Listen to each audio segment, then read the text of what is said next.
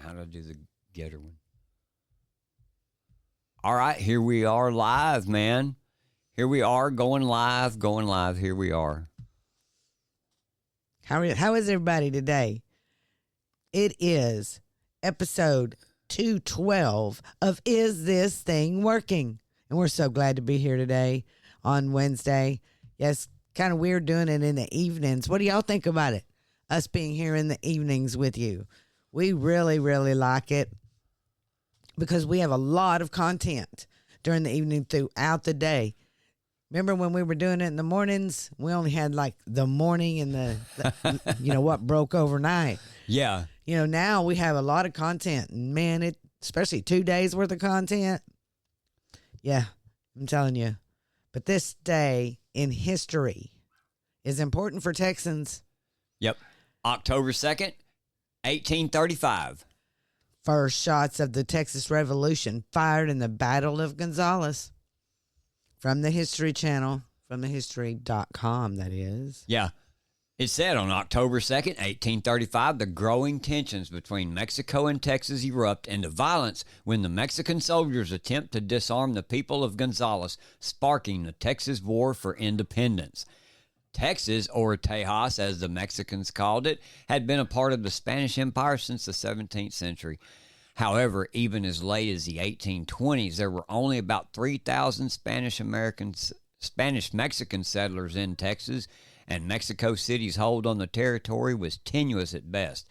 And it says that after winning its own independence from Spain and Mexico in 1821, Mexico welcomed large numbers of Anglo-American immigrants into Texas in the hopes that they would become loyal Mexican citizens and keep the territory from falling into the hands of the United States. And that's a big thing to remember with Stephen F. Austin and all of them coming in. They did. The Mexican government went to them and they're like, hey, now you got to become part of Mexico. And Stephen F. Austin and them were like, I don't think we are. So, yeah, he brought in more than 25,000 people to Texas. Most of them were Americans. But while these immigrants legally became Mexican citizens, they continued to speak English, formed their own schools, and had closer trading ties to the United States than to Mexico. Yeah. It's really cool. In 1835, also, Antonio Lopez de Santa Anna overthrew the Constitution and appointed himself dictator. And this happened in 1835. And recognizing that the American Texans were likely to use his rise to power as an excuse to succeed, Santa Anna ordered the Mexican military to begin disarming the Texans whenever possible. We know what came about after that. The Mexican soldiers began attempting this to take a small cannon from the village of Gonzales and encountered stiff resistance from a hastily assembled militia of Texans. And after a brief fight, the Mexicans retreated and the Texans kept their cannon. If any of you who are not Texans, if you've ever seen the white flag of the cannon and it says, come and take it, this is exactly what it's talking about. And we flew that flag out in our yard for a while until it got weather torn, and I just haven't replaced that one yet. I had to take it down. But yeah, we did. We flew that one really right beside our Texas flag. I know. Yes, right beside our Texas flag, and we were very proud of it. So we will be getting another one. But yes, let's all remember this because it was very important. Texas has a lot of great history. Yep. It does. Really does.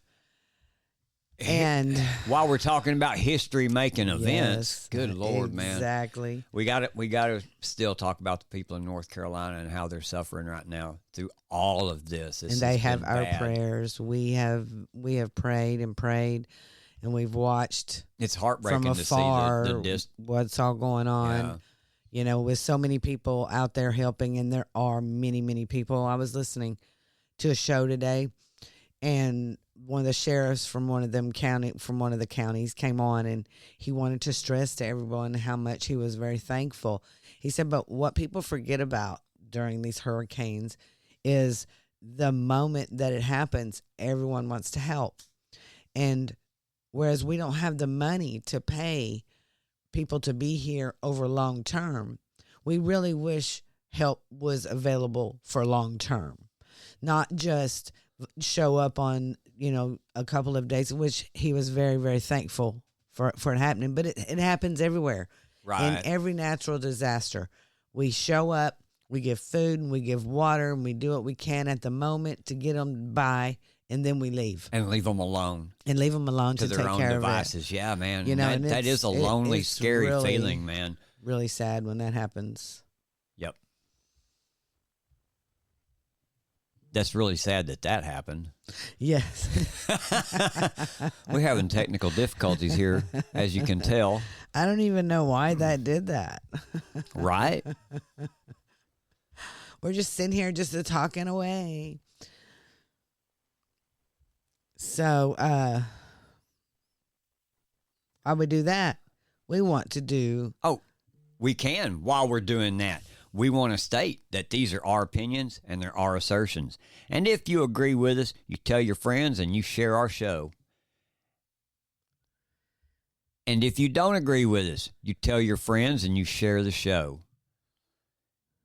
Also, hey, even though we're having technical difficulties, man, stomp that like button. And please follow and subscribe wherever you see the name. Is This Thing Working? And our podcast is available for downloads on all platforms like Apple, Spotify, YouTube, wherever you listen to podcasts. Hey, man, and also download the Rumble app where you can follow the show and you'll receive instant notifications when we go live on Monday, Wednesday, and Friday now at 7 p.m. Y'all get used to that, us saying that now. Monday, Wednesday, and Friday at 7 p.m. Hey. Yeah. And we try to be on time. But as you can tell, we are still having technical difficulties. And you know what I think? I think it's because we're going to talk about the Secretary of Homeland Security. We're doing this on a low budget. That's what's wrong. That's what's wrong with us, man. We are. We're trying to trim it down. But hey, here we did the Canva and the pictures and the photos and the and it's a good product, and I liked it, man. For so long, but it took a long time to do during the day. It took a little bit of producing time. But I love it and I miss it. So, but we still want to bring you great content, and we're going to add things here or there. Just bear with us as we're getting through. But we were talking about the hurricane. And, like we said, there are so many people that are affected. Let's not forget them. We need to keep, them in our prayers always.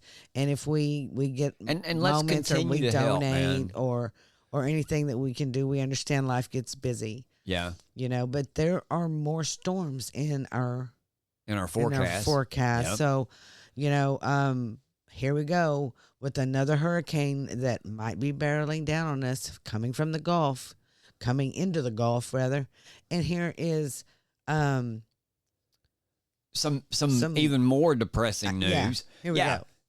and this comes from the Insider paper, and this is what it said. And this was today. Was this what this was? This was yes. Today. Yes.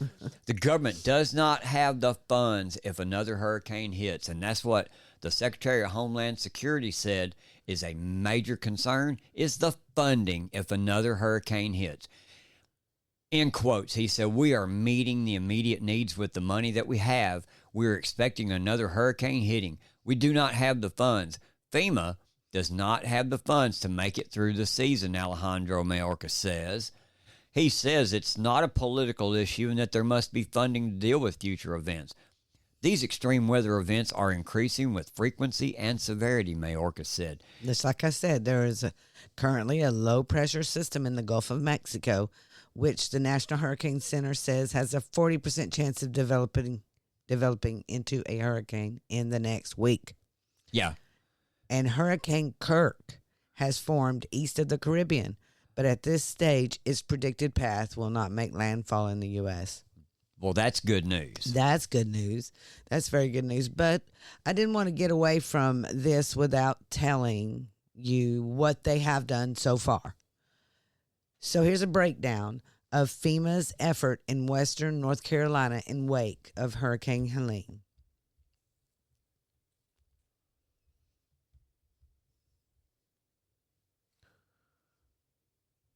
The country has rallied around western North Carolina after Hurricane Helene left disaster-struck mountain towns and cities struggling to get the help out and resources that they need.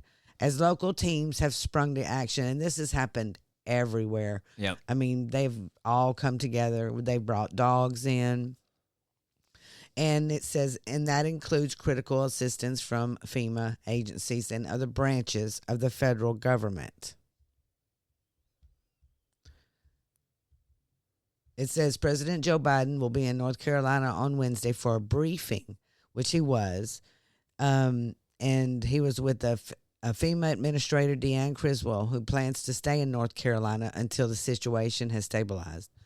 Overall, FEMA and other agencies, I wish they would say what those agencies are, have more than 1,200 personnel in North Carolina with more resources and staff arriving daily.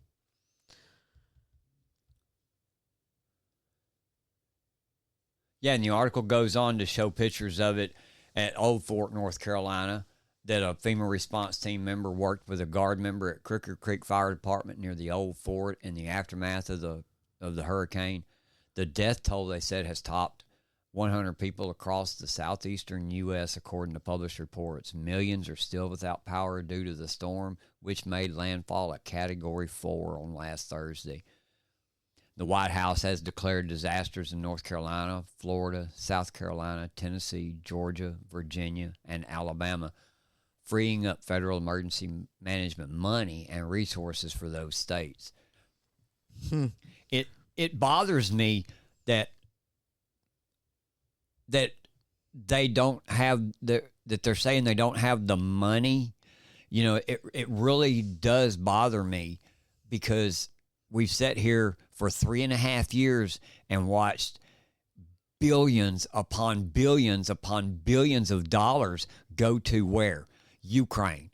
You know, and now you're going to sit here and tell us this, and we've got Biden trying to call Congress back in to session so that we can talk about spending. You know, man, I'm sick of this country, and I'm sick of these people in leadership, man. They are useless, man. They are useless. You know, and the thing is,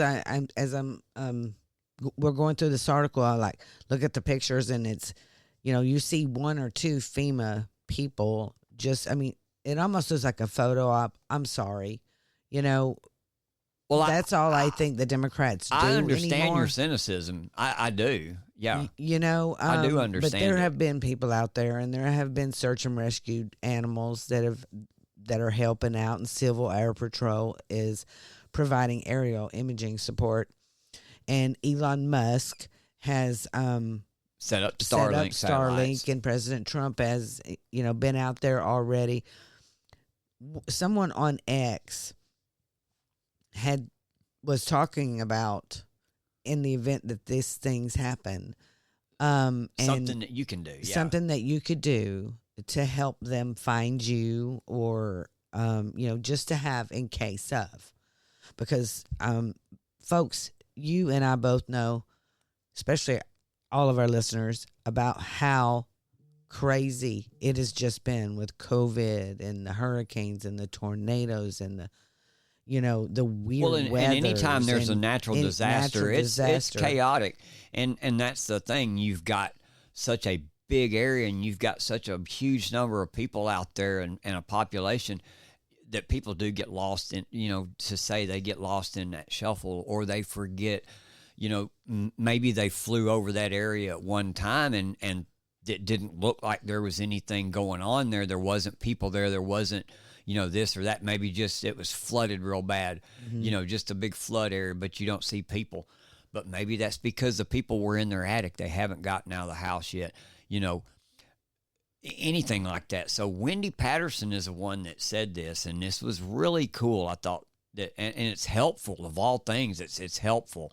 She says, what I want everyone to do, I don't care where you live, go out and buy a few orange spray paint cans and a couple of cheap tarps. And if you have an emergency, you spray paint SOS and the number of people that you have with you and the date on that tarp. Put that out in the open when it's safe so that people from the sky can see it. Just have those items in your emergency kit. And that is true, man. And in these kind of times like this, man, everybody ought to have an emergency kit in their home. You know, we ought to have fire extinguishers in our homes. Each and every home ought to have a fire extinguisher. Everybody, you know? And everyone needs wood. You know, you for cooking and stuff, and there's just so many things.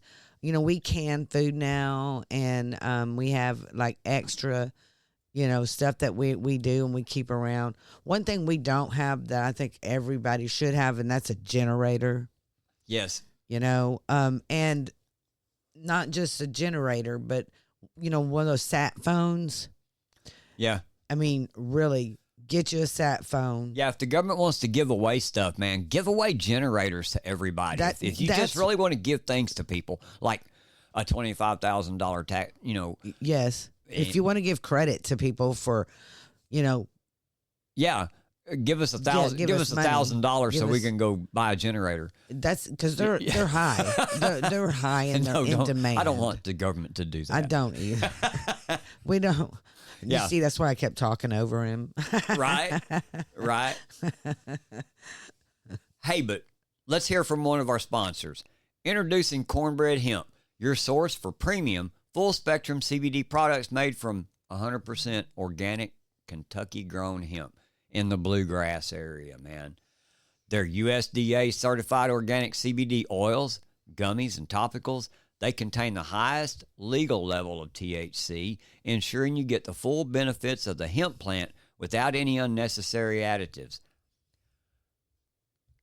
Whether you're seeking relief from stress, pain, or sleep issues, Cornbread Hemp offers a natural plant-based solution. With third-party lab testing and a commitment to quality, trust us to deliver the best in CBD wellness. Experience the difference with Cornbread Hemp, pure, potent, and organically grown.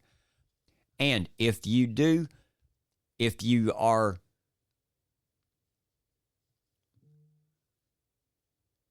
a fan of Cornbread Hemp, if you use CBD products and you want to get a good deal on this, go to their website, look at their products, see what they've got, and use promo code ITTW, and you'll save 30% off your initial purchase.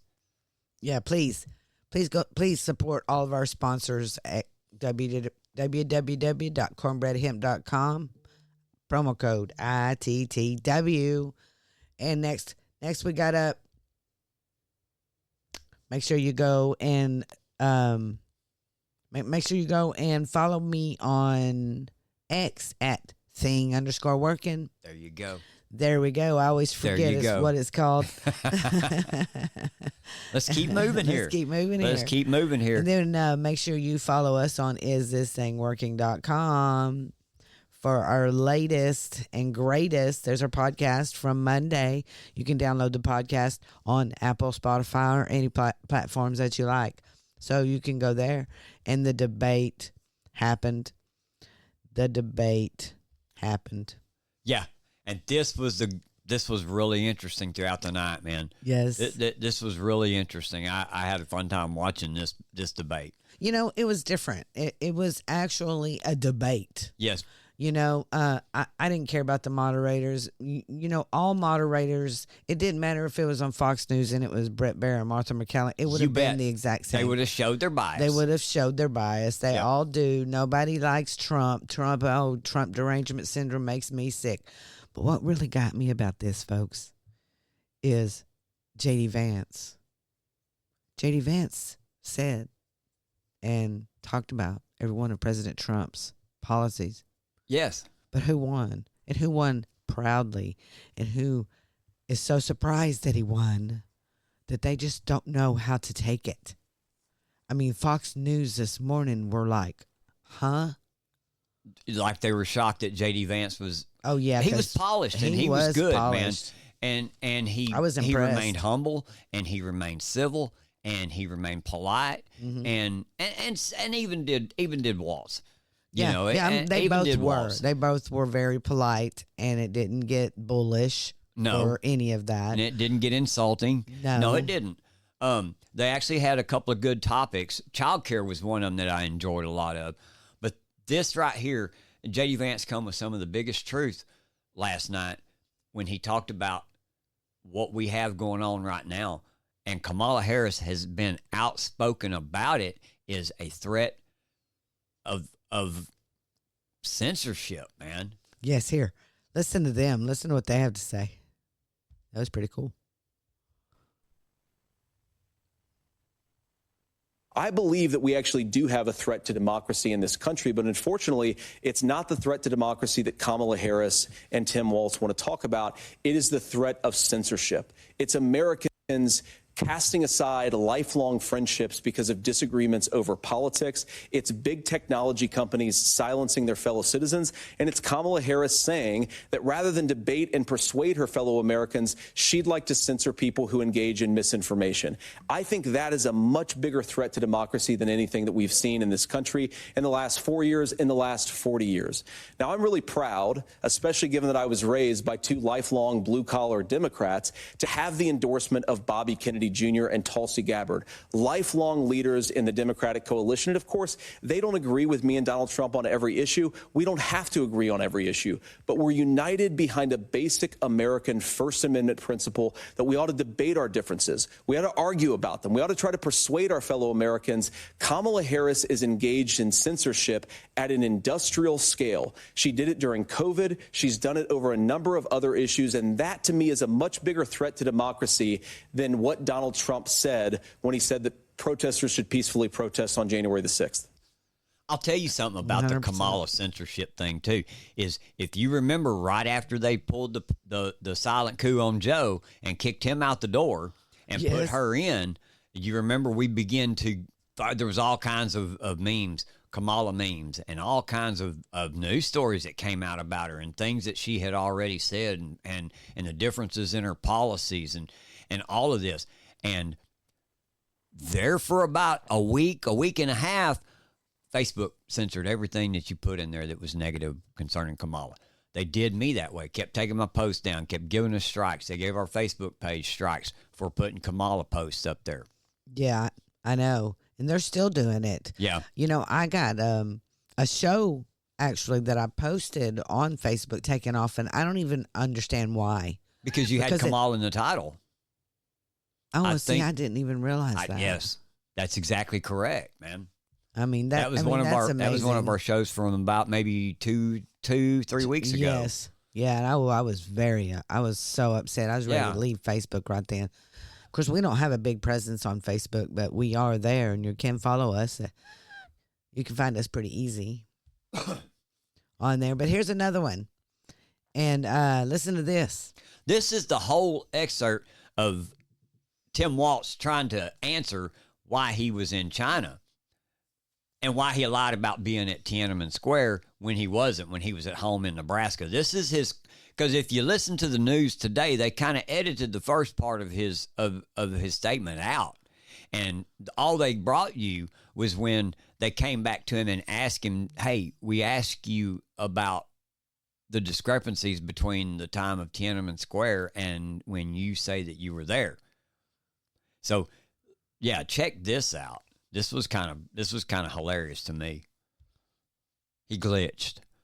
Governor Walz, you said you were in Hong Kong during the deadly Tiananmen Square protests in the spring of 1989. But Minnesota Public Radio and other media outlets are reporting that you actually didn't travel to Asia until August of that year. Can you explain that discrepancy? Yeah, well, and to the folks out there who didn't get at the top of this, look, I grew up in small rural Nebraska, town of 400, town that you rode your bike with your buddies till the streetlights come on, and I'm proud of that service. I joined the National Guard at 17, worked on family farms, and then I used the GI Bill to become a teacher, passionate about it, a young teacher. My first year out, I got the opportunity in the summer of '89 to travel to China. 35 years ago, be able to do that. I came back home and then started a program to take young people there. We would take basketball teams, we would take baseball teams, we would take dancers, and we would go back and forth to China. The issue for that was to try and learn. Now, look, my community knows who I am. They saw where I was at. Look, I will be the first to tell you, I have poured my heart into my community. I've tried to do the best I can, but I've not been perfect, and I'm a knucklehead at times. But it's always been about that. Those same people elected me to Congress for 12 years. And in Congress, I was one of the most bipartisan people. working on things like farm bills that we got done, working on veterans benefits. And then the people of Minnesota were able to elect me to governor twice. So look, my commitment has been from the beginning to make sure that I'm there for the people, to make sure that I get this right. I will say more than anything, many times I will talk a lot. I will get caught up in the rhetoric. But being there, the impact it made, the difference it made in my life, I learned a lot about China. I hear the critiques of this. I would make the case that Donald Trump should have come on one of those trips with us. I guarantee you he wouldn't be praising Xi Jinping about COVID. And I guarantee you he wouldn't start a trade war that he ends up losing. So this is about trying to understand the world. It's about trying to do the best you can for your community. And then it's putting yourself out there and letting your folks understand what it is. My commitment, whether it be through teaching, which I was good at, or whether it was being a good soldier or was being a good member of Congress, those are the things that I think are the values that people care about. Governor, just to follow up on that, the question was, can you explain the discrepancy? All I said on this was I got there that summer and misspoke on this. So I will just, that's what I've said. So he spent 2 minutes and 45 seconds to go, hey, man, I was wrong. And he never really admitted that. Look, let me tell you something. I think when you travel somewhere and you do something that you feel is such a life-changing experience, I don't believe you would forget, or misspeak about Tiananmen Square unless you thought you were going to gain some kind of advantage from it. And another thing that I was thinking of is he's been to China. It's been proven many, many, many times. So you telling me he took all these children to China to teach them the bad things about China? I don't know. So if he wants President Trump to not befriend Xi Jinping or whatever his name is. Yeah. Right?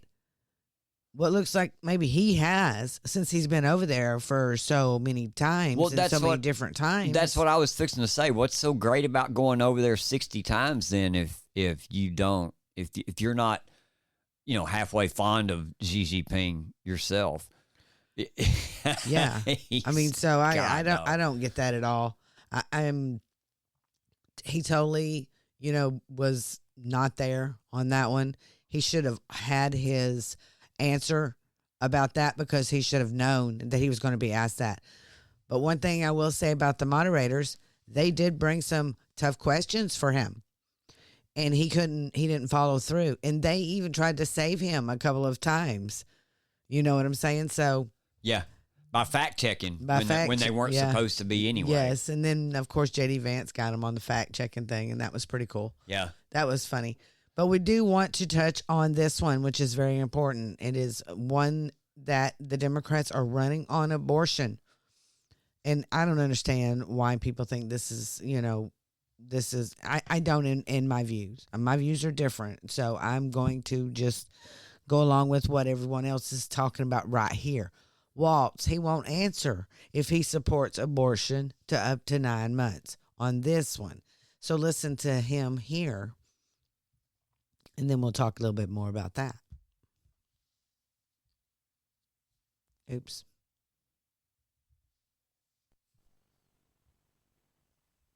There's always something there. This is a very simple proposition. These are women's decisions to make about their healthcare decisions, and the physicians who know best when they need to do this. Trying to distort the way a law is written to try and make a point, that's not it at all. What was I wrong about, Governor? Please tell me, what was I wrong about? That is not the way the law is written. Look, I've given I've given this advice on a lot of things, that getting involved, getting engaged, that's been misread, and it was fact-checked at the last debate. But the point on this is there's a continuation of these guys to try and tell women or to get involved. I use this line on this, just mind your own business on this. Things worked best when Roe versus Wade was in place. When we do a restoration of Roe, that works best. That doesn't preclude us from increasing funding for children. It doesn't increase us from making sure that once that child's born, like in Minnesota, they get meals, they get early childhood education, they get health care.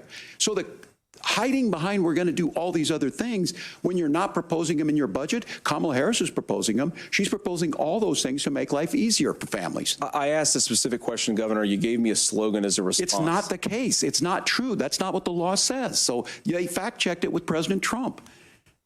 Gentlemen. Oh, my goodness.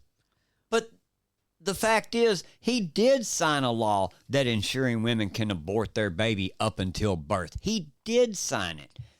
Check this out. And this come from, I got this from Megyn Kelly, and she pulled this source from mccl.org. And it says right here on the top, and this was January 31st of 23, Walz signs abortion up to birth bill entrenching Minnesota as global outlier on abortion policy.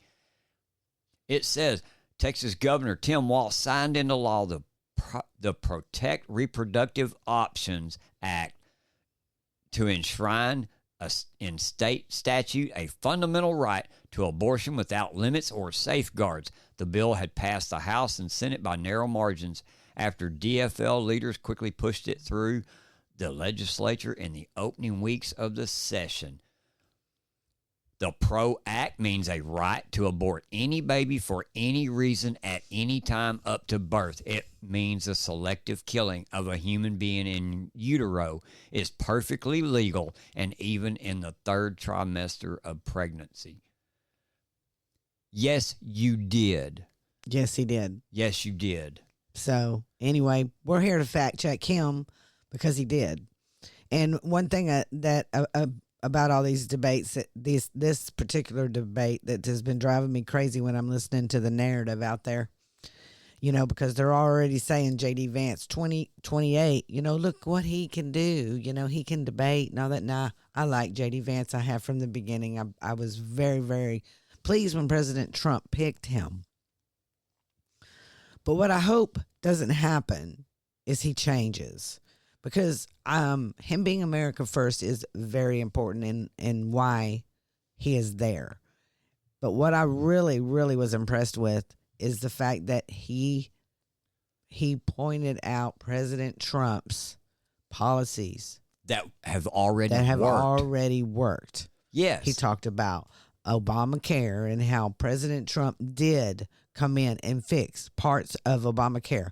Remember, he took away that part where you had to pay every year if you did not have the mandated tax on you. Yep. If you couldn't afford their health care. And then Walz comes back with, well, we needed to pay for it some way. So they took your money because you could not afford health care to pay for their Obamacare. And this is what people are not understanding. You're taking from the poor to give to the poor. Yeah. And so this health care might not need to be repealed, because I do believe we need to have a health care, but there should be private health care plans that are in competition, very competitive. Exactly. So that we can pick our own health care. Exactly. And I'll tell you the thing about last night, what I watched, everything that JD came with his initial opinion or his initial answer and then his rebuttals, he came honest and he came humble. And, he was honest enough even to recognize the fact that, things that Tim Walz might bring up, say insurance and the Affordable Care Act. And JD was honest enough to go, hey, man, these were problems. I can agree. These are problems, man. These are problems we have to fix. But that was the thing he came with. He came with an honesty that there was a problem there, but he also came with an honesty that President Trump was working toward fixing these things, and things were getting better, and the country was moving in the right direction.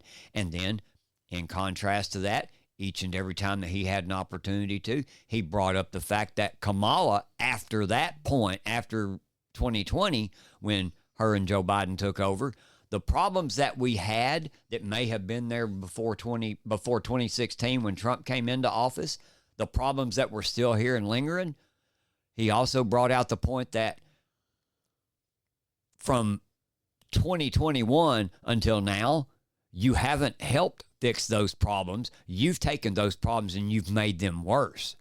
And each and every time. And I thought that was really good on his part, man, to completely show the contrast. It's like we said, we've got two candidates sitting here with a record now. That's right. Both of them. Mm-hmm. And if we're going to compare and talk about anything, we don't have to talk about, lawfare against Trump. We don't have to talk about Kamala being an idiot. We don't have to talk about her being a puppet, because we know that she is. But what we got to talk about is what we preach about this all the time, me and you do. We have to keep on policy and talk about policies that work, policies that didn't work. And that's what he done last night, man. Yes. He did that the whole night. Like you've talked about, he kept bringing right back to Trump's point about, hey, this is what a problem we had. This is what the solutions we were doing, and they were working. Yes. And they were working. And another thing, they continue to say that President Trump is going to ban abortion. They keep saying this over and over so that you will think that this is what's really happening. But it's not.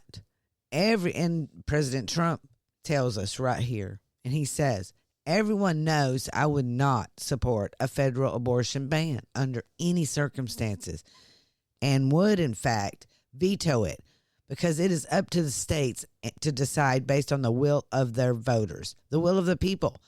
Like Ronald Reagan before me, I fully support the 3 exceptions for rape, incest, and the life of the mother. I do not support the Democrats' radical position of late-term abortion, like, as an example, in the 7th, 8th, or 9th month, or in case there is any question, the possibility of the execution of the baby after birth. Thank you for your attention to this matter. And 100%. Yes. I mean, because they continue to say that he wants to ban abortion just because everyone, like he has always said from the beginning, that he put in those judges.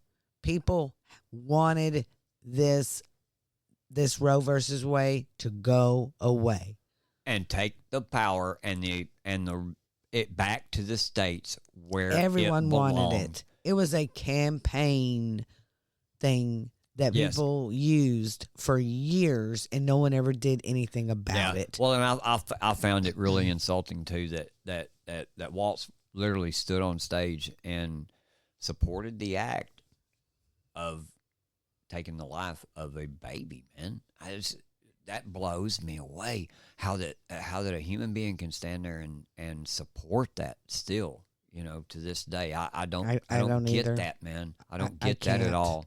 I can't. But we're going to focus on, like James says, policy. Yep. Policy and results, man. And results. Here you go. Kamala's day one, which she continues to try to say it will come in 2025, but Kamala's day one was in 2021. That was 3.5 years ago. This is how things are since we've had the Biden-Harris or Harris-Biden regime. The cost of Kamala, milk is from $3.49 to $4.99. Again. Look at eggs. Yeah. $1.99 to $4.99. Yeah. Chicken, $1.99 a pound to $2.98 a pound. I'm sorry, but there is more than $2.98 a pound here in East Texas. Yeah. And we got chicken farms everywhere.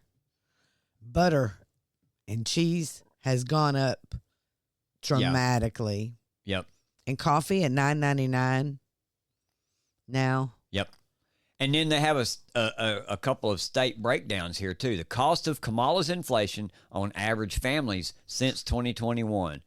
The cost is an extra $28,502 per family in Georgia, $33,823 in Arizona, $24,000 in Pennsylvania, almost $33,000 in Minnesota, man. In Michigan, Wisconsin, North Carolina, and Nevada. It's all within a 5,000 of each other, around 30,000. It's costing that much more money for you to live. You know, have you got a raise like that? I mean, we have a strike going on down there. all over the coast. Down all over the coast right now. And it's big. And it's going to get bigger. You know, I mean, the inflation is going to rise. And oh yeah, we're in for a. You haven't got a $30,000 raise. Well, No. you know, they haven't gotten it either. Yeah. And I mean, yes, they make more money than a lot of people. It doesn't matter, But it doesn't matter. It's their money that they make. I mean, make every dollar that you can and keep every dollar that you can. That's it. 100%. You know, so this is what we do, folks. So the call to action that we have for you is I need you to go to Early Vote Action. That is Scott Pressler's Twitter page. And he's the founder, and he is out there to elect Republicans by mobilizing a nationwide grassroots network for voter registration and increasing absentee and early voting. Go to his page, download his app, Early Vote Action. It will give you list of people that you can text, you can call, or you can send postcards to. So please do this. I mean, this is there. We need your help. We need everybody on board. So Early Vote Action. Make sure you get out the vote. Get out and talk to people. Take 10 people with you. Yep. Call 10 people. Email 10 people. And then we have one more here for you that we want to talk about. And that is Charlie Kirk's Turning Point Action. Make a plan to vote. Make sure you download his app at Turning Point Action, and they register voters, and we recruit precinct leaders, and we chase ballots. Commit 100% today to get out the vote. Yep. tpaction.com/100. There you go. Yep.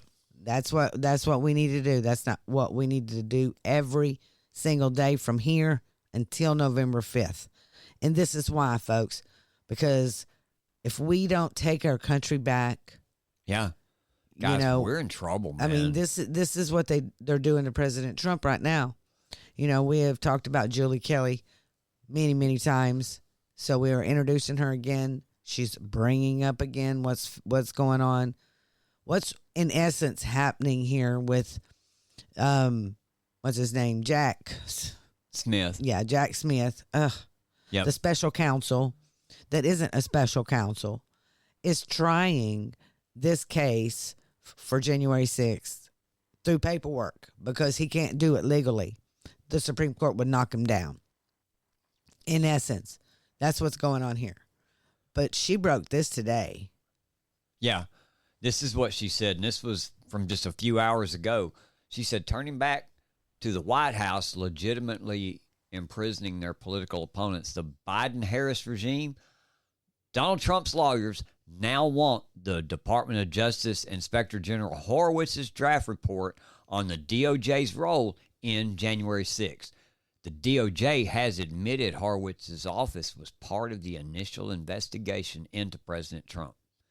If you want to read that letter, can you do it? It says, Dear Miss Gaston and Mr. Wyndham, I write regarding an additional discovery matter that has arisen since our last letter to you on September 25th, 2024. Also on that date, Department of Justice Inspector General Mark Horowitz testified before the House Select Committee on the Weaponization of the Federal Government that he has prepared a draft report reviewing the DOJ's actions surrounding the events of January 6, 2021. You have previously acknowledged DOJ IG worked on the investigation leading to the case. Yeah, on November 25th, 2023. So you'd already acknowledged this a year ago. And then it's highlighted right here. It says, please provide the draft report along with all documents and communications gathered during Mr. Horowitz's investigation, including but not limited to any responses to the report provided by the Department of Justice and law enforcement agencies. So this is going to get real. President Trump is on the move. Yep. He's fighting back. He's not going to let them play this out. Nope. I mean, October surprises. This is what everyone keeps talking about. Every day I'm hearing this. So it's October 2nd. So is there every day going to be a surprise? When this draft report comes out, how much of it you think will be redacted? You know how they do. Yeah, the whole thing would be redacted. Yep. You know, every bit of it. Oh, it's classified. Mm-hmm. They'll classify it somehow. Yeah. Yeah, but as we end the show today, we want to thank everybody for showing up today. We're getting a little bit better. We're having a little bit of issues here and there. We're still a little nervous getting on the mic. You know, this is unedited and total raw as we can get it right now. And we love every minute of it. We love being here with you every single day. So can you please share the show with all your friends? We would appreciate that. And just stomp on that like button so we know you're there. And leave a comment. You know, let us know what you think, because we're going to be here every Monday, Wednesday, and Friday. And maybe pop in at different times also, because this is a very, very important election. And we are on top of everything to help you out. We will be live streaming some things too. Just off the cuff. We will. Important events. We'll be out there. We'll be talking to people, finding out what they think is going on, how their lives are being affected by this Biden-Harris administration. So, have a good night. See you on Friday. Is this thing working? Rise up.